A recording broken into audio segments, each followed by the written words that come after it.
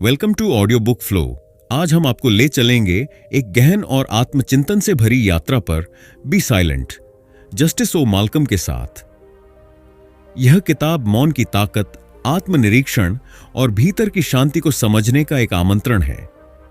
हर शब्द, हर अध्याय आपको खुद से जुड़ने, दुनिया की हलचल से दूर होने और सच्चे मौन की शक्ति को महसूस करने में मदद करेगा। तो अपनी आंखें बंद कीजिए और आत्मा की आवाज को सुनिए। कभी आपने ऐसी चुप्पी महसूस की है जो आपके भीतर तक उतर जाए, जिसमें कोई शब्द ना हो लेकिन फिर भी सब कुछ कह जाए? जस्टिस ओ पी माल्कम की किताब बे साइलेंट ठीक वैसी ही है।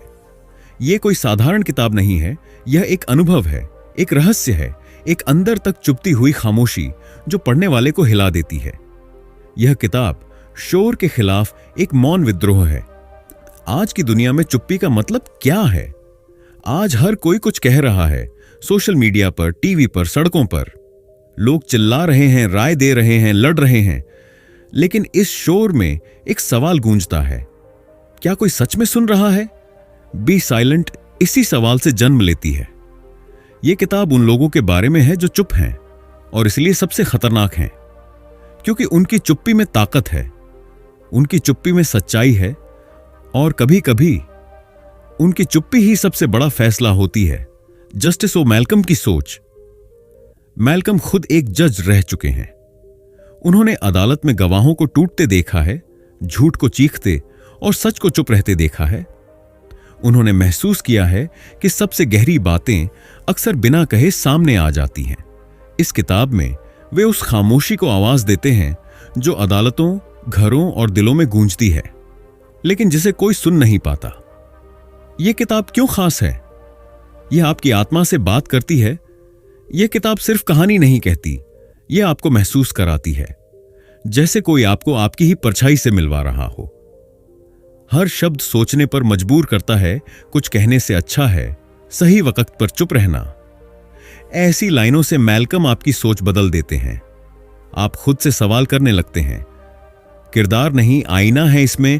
पहले ही चैप्टर से आप जिस किरदार से मिलते हैं वो कोई हीरो नहीं है, वो आप भी हो सकते हैं। उसका डर, उसकी शांति, उसकी चुप्पी सब असल लगते हैं। क्या चुप्पी डर है या हिम्मत? जस्टिस माल्कम दिखाते हैं कि चुप रहना हर बार डर नहीं होता। कभी कभी यह सबसे बड़ी हिम्मत होती है।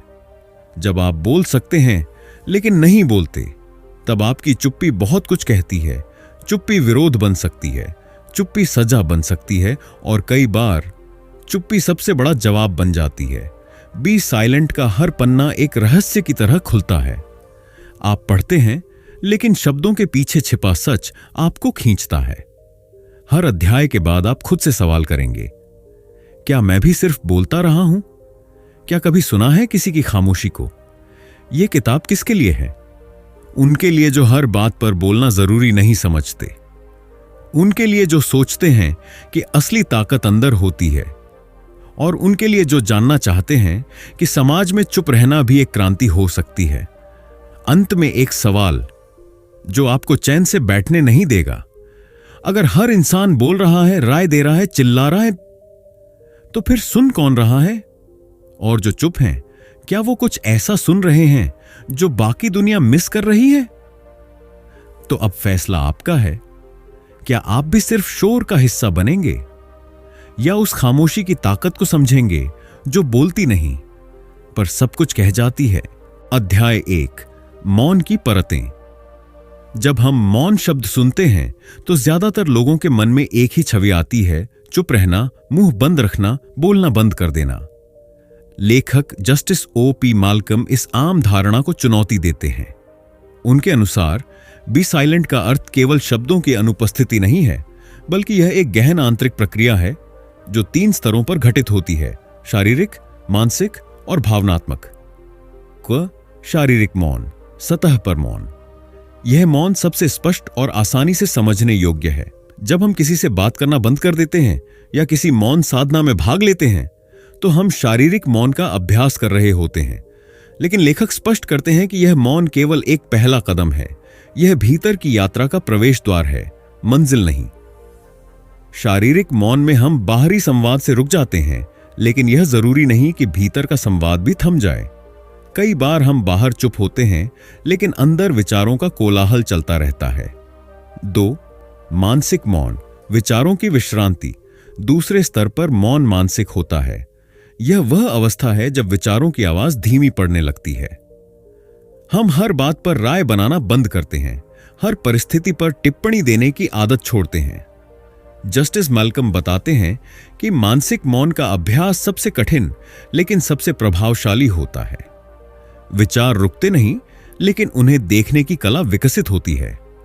उदाहरण के लिए, जब कोई हमारी आलोचना करता है तो मन तुरंत प्रतिक्रिया देने को तैयार हो जाता है, पर मानसिक मौन का अभ्यास करने वाला व्यक्ति पहले सोचता है, समझता है और फिर निर्णय लेता है। मानसिक मौन हमें अपनी विचारधारा का गुलाम बनने से बचाता है। यह ध्यान का प्रवेश द्वार है, एक ऐसी जगह जहां विचारों का प्रवाह शांत होता है और अंततः शून्य में विलीन होने लगता है। 3. भावनात्मक मौन, प्रतिक्रियाओं पर नियंत्रण। यह मौन का सबसे गहरा स्तर है। भावनात्मक मौन, यह वह स्थिति है जब हम केवल विचारों को नहीं बल्कि अपनी भावनाओं को भी देखना और रोकना सीखते हैं। भावनात्मक मौन हमें प्रतिक्रिया से प्रतिक्रिया विहीन दृष्टा की ओर ले जाता है। उदाहरण के लिए, गुस्सा आना स्वाभाविक है, लेकिन उस गुस्से के अनुसार तुरंत बोलना या बर्ताव करना हमारी आदत होती है। भावनात्मक मौन उस आदत को तोड़ता है। जस्टिस मैल्कम इसे इमोशनल हाइजीन कहते हैं। ठीक वैसे जैसे हम शरीर की सफाई करते हैं, वैसे ही मन की सफाई भी जरूरी है, और यह सफाई मौन से आती है। लेखक कहते हैं कि जब हम तीनों स्तरों पर मौन का अभ्यास करते हैं तो हम अपने असली स्वरूप से परिचित होते हैं। हम में से ज्यादातर लोग दूसरों की राय, प्रतिक्रियाएं और विचारों से ही अपनी पहचान बनाते हैं, लेकिन जब यह सब शांत होता है तो एक बिल्कुल नया अनुभव सामने आता है। मैं कौन हूं? यह प्रश्न मौन में ही उभरता है और उत्तर भी मौन में ही मिलता है। जस्टिस मैल्कम स्पष्ट करते हैं कि मौन कोई एक बार प्राप्त की गई चीज नहीं है। यह एक निरंतर अभ्यास है, एक यात्रा है, गंतव्य नहीं। हमें रोजाना हर क्षण अपने विचारों, शब्दों और प्रतिक्रियाओं की दिशा में सजग रहना होता है। मौन कोई बाहर से थोपी गई मजबूरी नहीं है, यह अंदर से उपजी हुई स्वतंत्रता है। एक जिज्ञासु प्रश्न, जब हम पूरी तरह से मौन में उतर जाते हैं, शब्द, विचार और भावनाओं से परे, क्या हम उस आवाज को सुन सकते हैं जो हमेशा हमारे भीतर थी पर कभी सुनी नहीं गई? क्या वही आवाज हमारी अंतरात्मा है या उससे भी कुछ अधिक? अध्याय 2, मानसिक स्पष्टता और मौन का संबंध।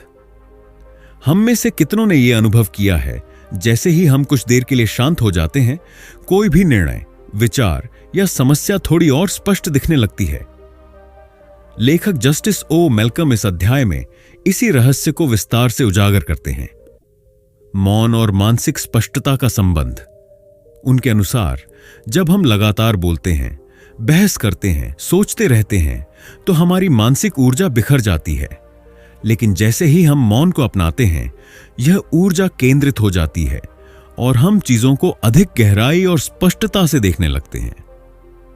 जस्टिस मैल्कम लिखते हैं कि हमारा मस्तिष्क एक प्रकार की ऊर्जा का केंद्र है, लेकिन यह ऊर्जा अक्सर बिना दिशा के प्रवाहित होती है।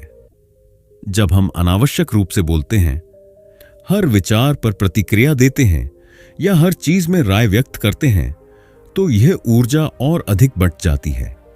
परंतु मौन के अभ्यास से हम उस ऊर्जा को भीतर की ओर मोड़ते हैं। यह इनवर्ड फोकस ही मानसिक स्पष्टता की पहली सीढ़ी है। उदाहरण के तौर पर, जैसे कैमरा लेंस को फोकस करने से छवि स्पष्ट होती है, वैसे ही मौन हमें आंतरिक लेंस को साफ और केंद्रित करने का अवसर देता है। मौन केवल चुप्पी नहीं है, यह एक दर्पण है जिसमें हम स्वयं को देख सकते हैं। जस्टिस मैल्कम लिखते हैं कि रोजमर्रा की जिंदगी में हम दूसरों को देख रहे होते हैं, उनकी कमियां, व्यवहार, गलतियां, लेकिन जब हम मौन होते हैं तो हम पहली बार खुद को देख पाते हैं। यह आत्मनिरीक्षण हमारे सामने 3 चीजें लाता है। हमारे दोष, जिन्हें हम दूसरों पर थोपते हैं, वे हमें खुद में दिखने लगते हैं। हमारी इच्छाएं, जो हमें असंतुलित करती हैं, उनका विश्लेषण शुरू होता है। हमारे डर जो निर्णयों को प्रभावित करते हैं, वे स्पष्ट दिखने लगते हैं। लेखक कहते हैं कि यह प्रक्रिया सरल नहीं है, लेकिन मौन इस कठिन यात्रा को संभव बनाता है।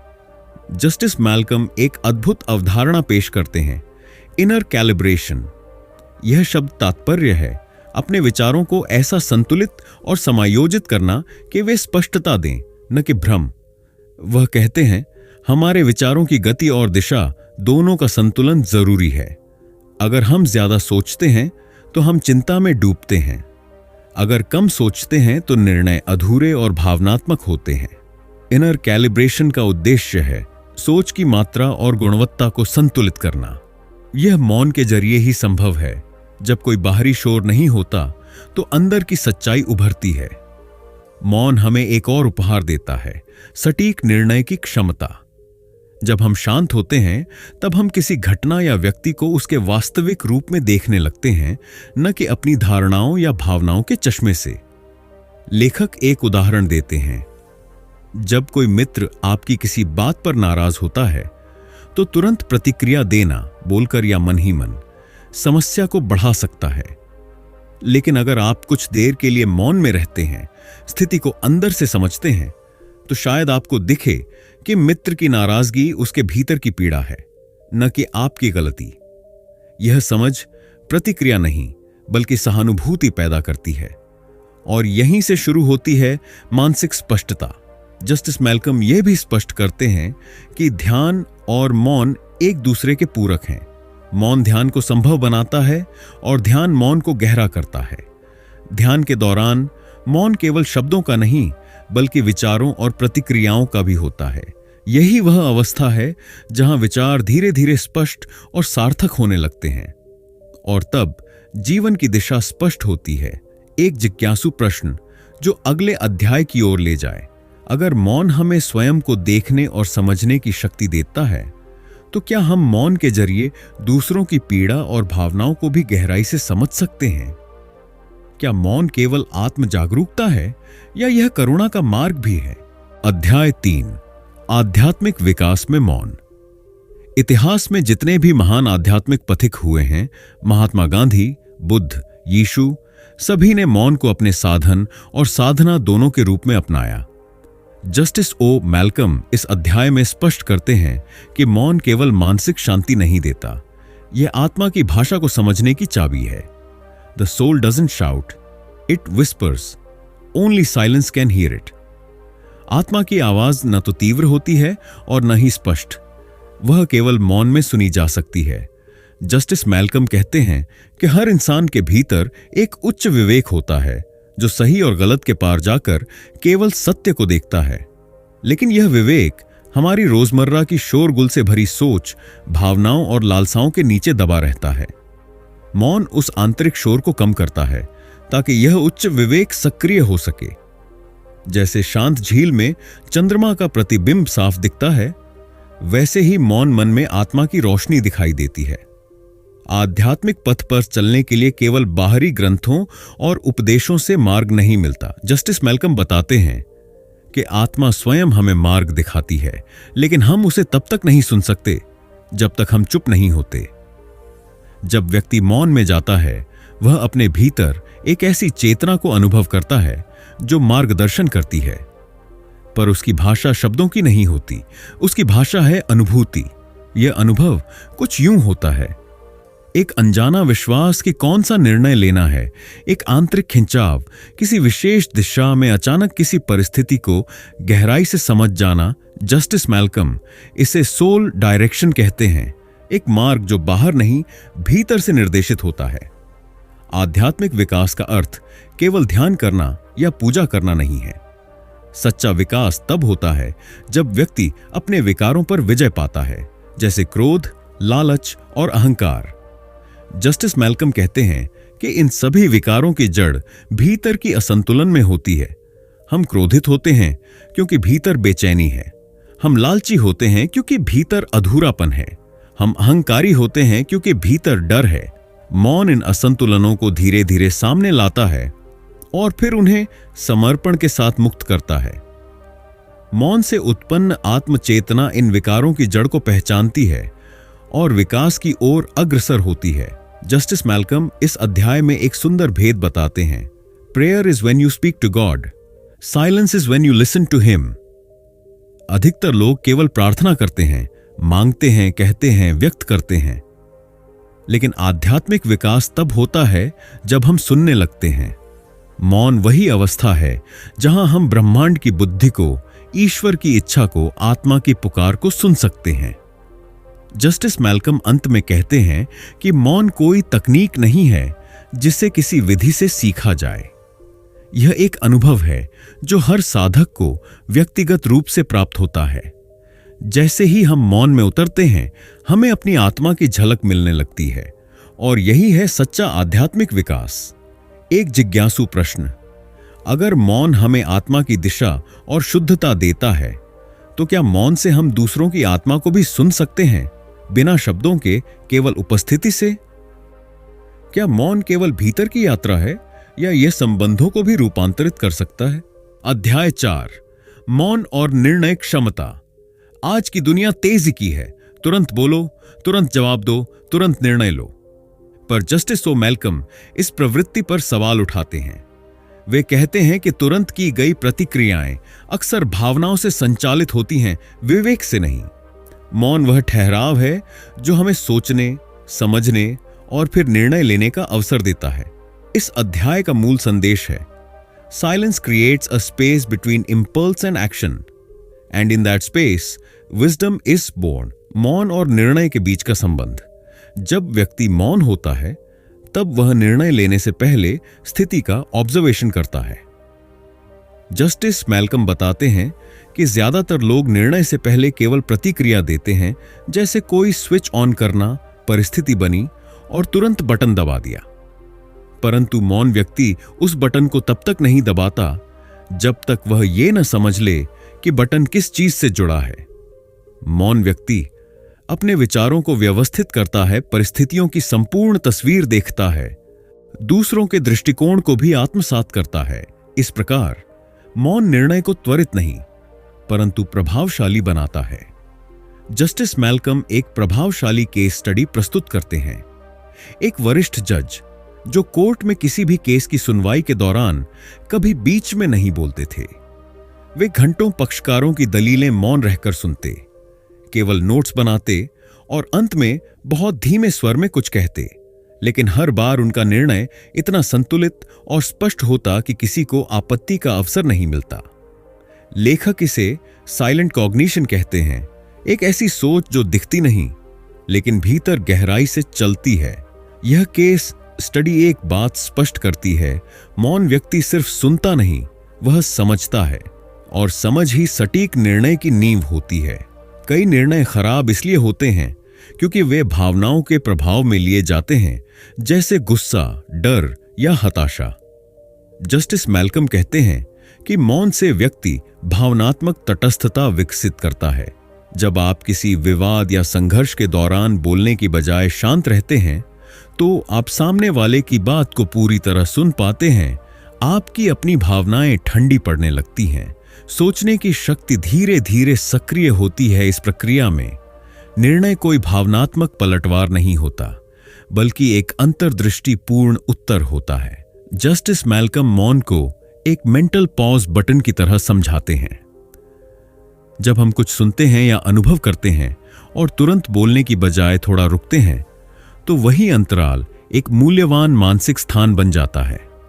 यह अंतराल 3 काम करता है: हमारे भीतर चल रहे विचारों को साफ करता है, हमारी भावनाओं को शांत करता है, हमें व्यापक दृष्टिकोण अपनाने देता है। यह विचार और अंतराल की जोड़ी ही निर्णय प्रक्रिया को परिपक्व और विवेकी बनाती है।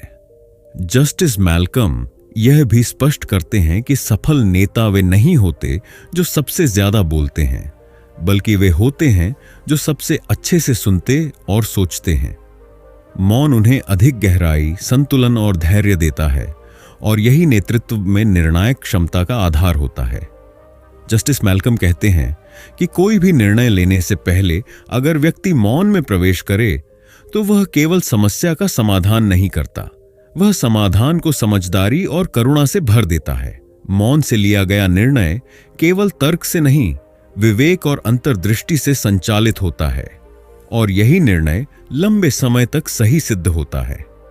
अगर मौन हमें बेहतर निर्णय लेना सिखाता है, तो क्या हम मौन से यह भी सीख सकते हैं कि कब कुछ नहीं करना ही सबसे बुद्धिमानी का निर्णय है? क्या मौन केवल निर्णय लेने की कला है, या कभी-कभी निर्णय टालने की भी समझ देता है? अध्याय 5, मौन का व्यवहारिक प्रयोग। अब तक जस्टिस मैल्कम ने मौन की गहराई, उसकी आध्यात्मिक शक्ति और मानसिक स्पष्टता पर प्रकाश डाला, लेकिन इस अध्याय में वे एक सीधा सवाल उठाते हैं, मौन का जीवन में असल उपयोग क्या है? यानी जब हम घर, ऑफिस, रिश्ते या सोशल मीडिया की रोजमर्रा की दौड़ में हों, तब क्या मौन की कोई भूमिका बचती है? लेखक का उत्तर साफ है, मौन अगर सही तरीके से समझा जाए तो यह सिर्फ साधकों का गुण नहीं, हर समझदार व्यक्ति की रणनीति है। वर्कप्लेस में मौन, परिपक्वता की भाषा। आज के कॉरपोरेट जगत में अक्सर यह समझा जाता है कि जो सबसे ज्यादा बोलता है वही सबसे योग्य होता है, लेकिन मैल्कम इस भ्रम को तोड़ते हैं। वे बताते हैं कि मौन व्यक्ति को गंभीर, संतुलित और विश्वसनीय बनाता है। जो कर्मचारी हर बात पर बोलते नहीं, उन्हें गंभीरता से सुना जाता है। मीटिंग्स में वे केवल वही बोलते हैं जो मूल्यवान और सारगर्भित होता है। उनके शब्दों का वजन बढ़ जाता है, क्योंकि वे शब्दों की बर्बादी नहीं करते। जस्टिस मैल्कम मौन को वर्बल मिनिमलिज्म कहते हैं। कम बोलो, लेकिन जब बोलो तो असर हो। रिश्तों में मौन टकराव नहीं, समझ का साधन। रिश्तों में अक्सर बातचीत बहस बन जाती है और बहस झगड़े में बदल जाती है। यहां मौन एक चमत्कारी औजार बन सकता है। जब एक व्यक्ति मौन रहकर सिर्फ सुनता है, तो दूसरा व्यक्ति अपनी भावनाओं को पूरी तरह व्यक्त कर पाता है। कई बार झगड़ा इसलिए होता है क्योंकि हम बीच में ही प्रतिक्रिया दे देते हैं। मौन उस आदत को नरम पड़ने देता है। मौन का अभ्यास करने वाला व्यक्ति भावनाओं की गहराई को सुन सकता है, शब्दों की कठोरता को नहीं।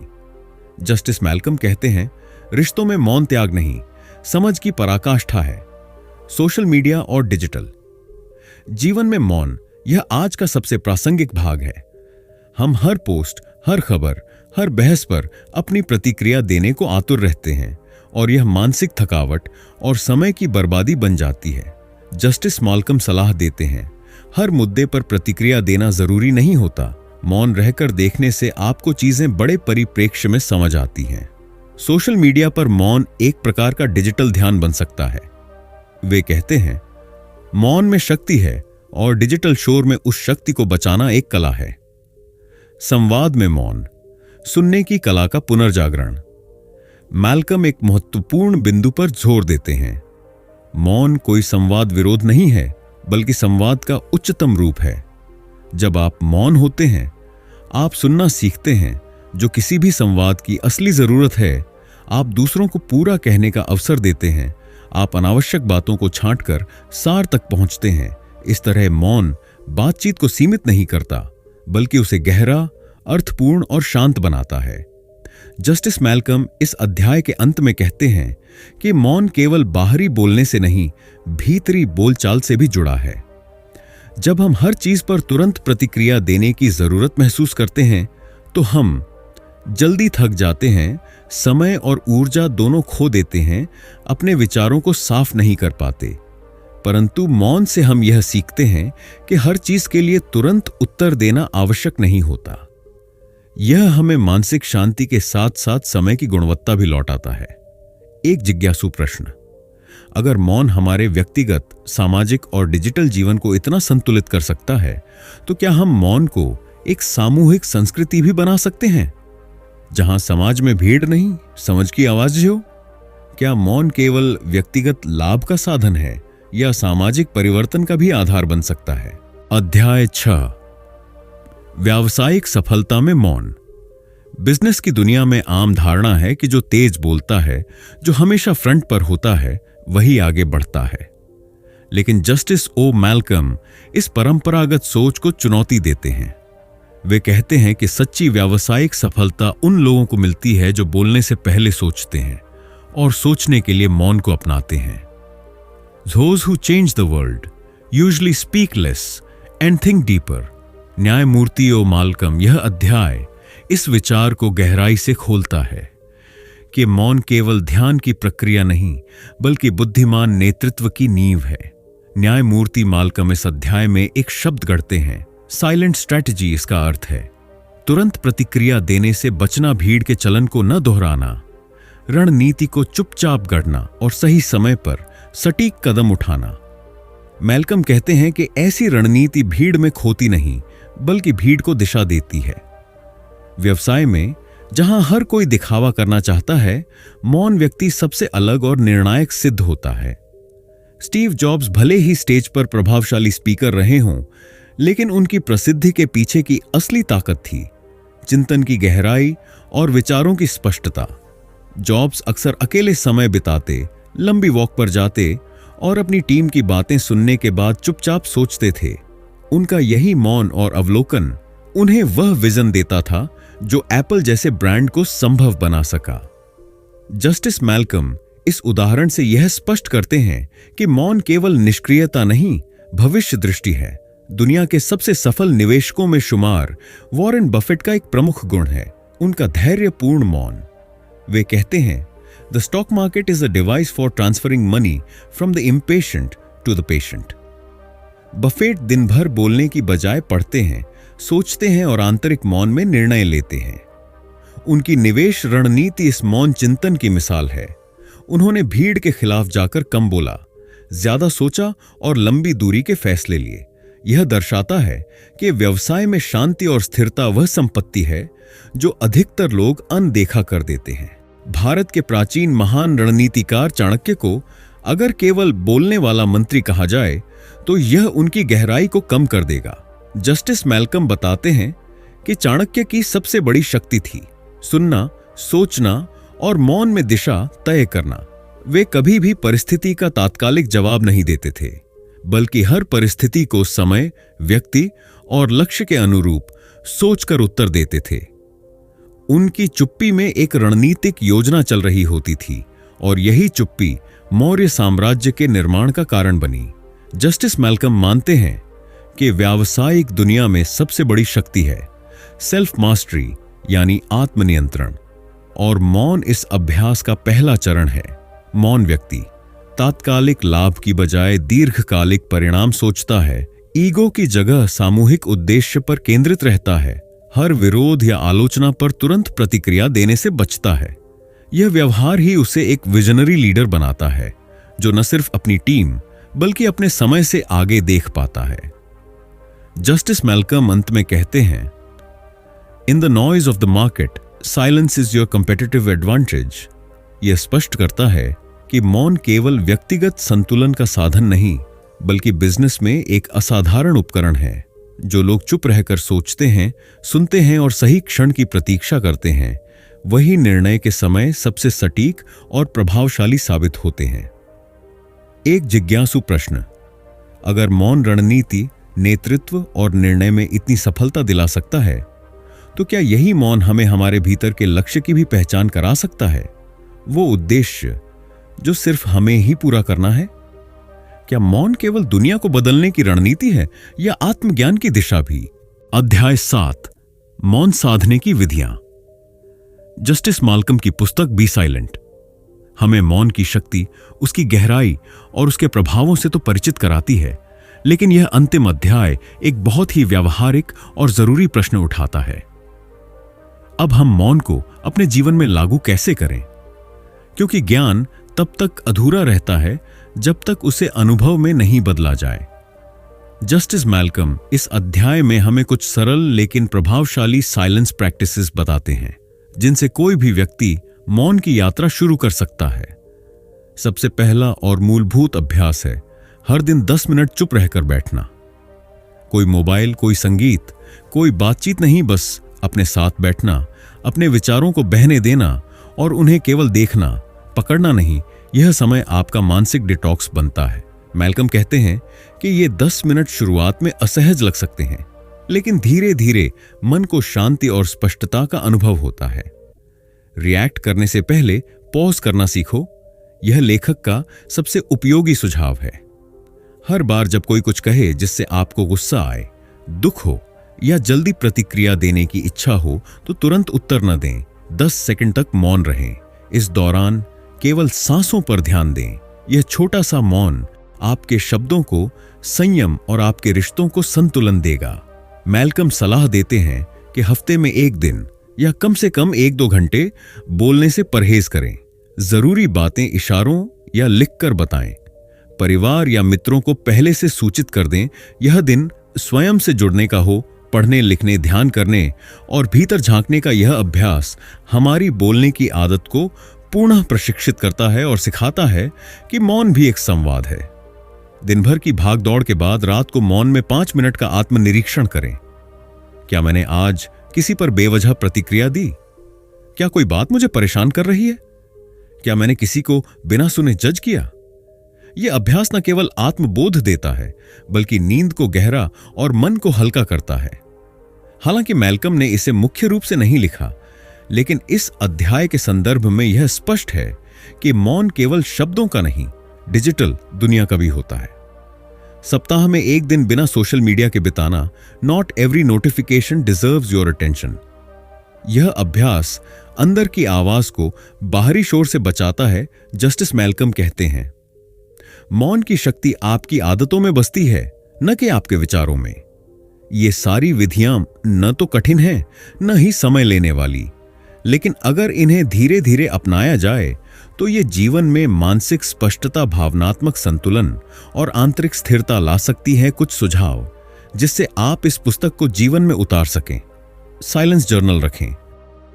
हर दिन के मौन अभ्यास के बाद अपने अनुभव को 2 से 3 पंक्तियों में लिखें। इससे आपको अपनी प्रगति का बोध होगा। ध्यान और सांसों को मौन से जोड़ें। मौन अभ्यास के साथ गहरी सांसें लें। यह मन को तुरंत शांत करता है। Morning silence routine. दिन की शुरुआत 15 मिनट के मौन से करें, बिना मोबाइल, बिना बातचीत। सुनना सीखें, बोलने से पहले रुकें, बातचीत में दूसरों को पूरा कहने दें। यह अभ्यास रिश्तों को सशक्त बनाता है। हर महीने एक साइलेंस डे रिट्रीट। 1 दिन का डिजिटल और सामाजिक मौन। अकेले समय बिताकर अपने विचारों को साफ करें। अब आप क्या करेंगे? इस पुस्तक को पढ़ने के बाद सबसे बड़ा प्रश्न यह है, क्या आप अब भी हर प्रतिक्रिया में बोलेंगे या मौन से समझने की शुरुआत करेंगे? क्या आप दुनिया की आवाज में डूबे रहेंगे या अपनी आत्मा की धीमी लेकिन सच्ची पुकार को सुनेंगे? मौन आपकी शक्ति है। अब समय है उसे अपनाने का। बी साइलेंट और देखें कि जीवन खुद आपके साथ संवाद करने लगता है। आखिर में बी साइलेंट की कहानी हमें यह सिखाती है कि कभी कभी चुप रहना ही सबसे बड़ी समझदारी होती है। न्यायाधीश ओ मैल्कम ने दिखाया कि शब्दों की ताकत जितनी होती है, उतनी ही ताकत चुप्पी में भी होती है। कहानी का अंत इस बात पर जोर देता है कि सही वक्त पर की गई चुप्पी कई बार इंसाफ की राह आसान कर देती है। यही है इस कहानी का असली संदेश। कभी कभी चुप रहना सबसे बड़ी आवाज बन जाती है। अगर आपको यह वीडियो पसंद आया हो तो लाइक, शेयर और हमारे चैनल ऑडियो बुक फ्लो को सब्सक्राइब जरूर करें। धन्यवाद।